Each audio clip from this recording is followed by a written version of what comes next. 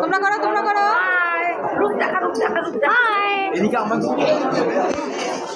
পিন্টু মন্ডল বন্ধুরা আবার বড় মাঠ পানে চলে এলাম। পিন্টু মন্ডল রু খুশি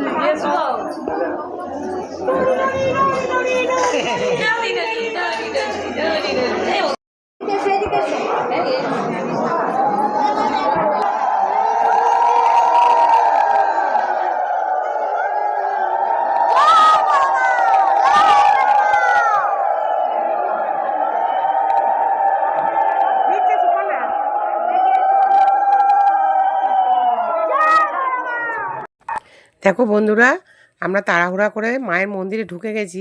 মায়ের মুখখানা দেখে আর ভিডিও করা হয়নি। তো দেখো আমি ছবি তুলেছি। তো আর দেখো বন্ধুরা, মাকে লাল সাদা শাড়ি পরে মাকে অসাধারণ লাগছে। বন্ধুরা আবার তো আমরা নৈহাটি এসেই গেলাম। দেখলে এই নিয়ে আমার দুবার নৈহাটি আসা।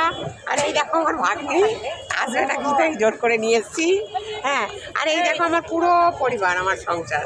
এই দেখো আমার মেয়ে, নাতনি নাতনি, এই দেখো আমার ছোট মেয়ে টাটা কর, টাটা করো সবাই, টাটা করো পুরো পুরো পরিবার। আর ওই দেখো আমার এটা মানে নাতনি, এটাও আমার নাতনি, ঠিক আছে, ভাগ্নির মেয়ে।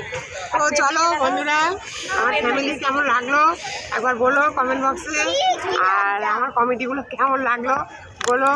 আর তো চলো বাড়ির দিকে এবারে এগোই। ভিডিওটা ভালো লাগলে লাইক সাবস্ক্রাইব অবশ্যই করো, পাশে থেকো কেমন। তো চলো তোমাদের সঙ্গে শেয়ার করেছি।